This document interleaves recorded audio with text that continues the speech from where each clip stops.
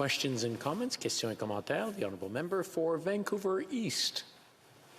Thank you very much, Mr. Speaker, and I want to say a big thank you to the member from Courtenay-Alberni in bringing his private member's bill forward.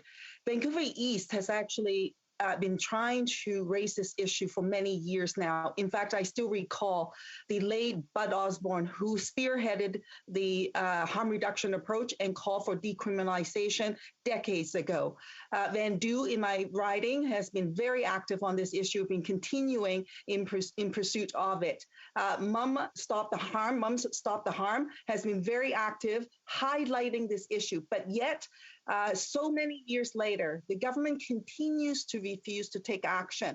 And my question is this.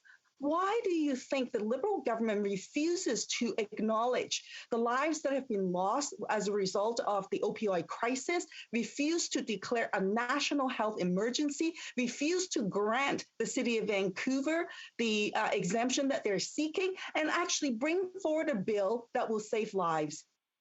The Honourable Member for Courtenay-Alberni. Thank you, Mr. Speaker. I want to thank my colleague because she's been at ground zero of this fight from the beginning.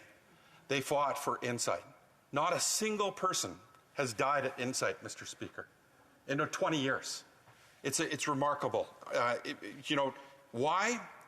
Because politicians are so worried about votes. They're so worried about getting re-elected instead of doing the right thing.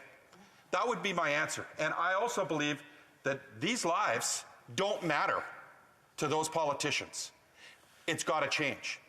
And people are holding their politicians to account when they're ignoring expert recommendations from their own top public health officials, from their own police chiefs, from their own people, their own family members.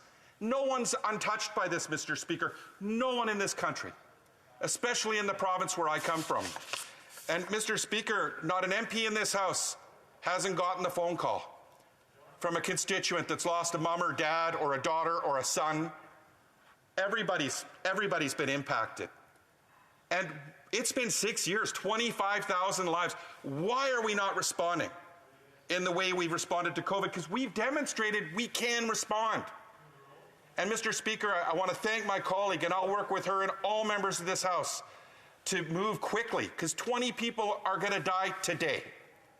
Today, Mr. Speaker, and more tomorrow. And every day that we wait on implementing these common sense reforms, people will die.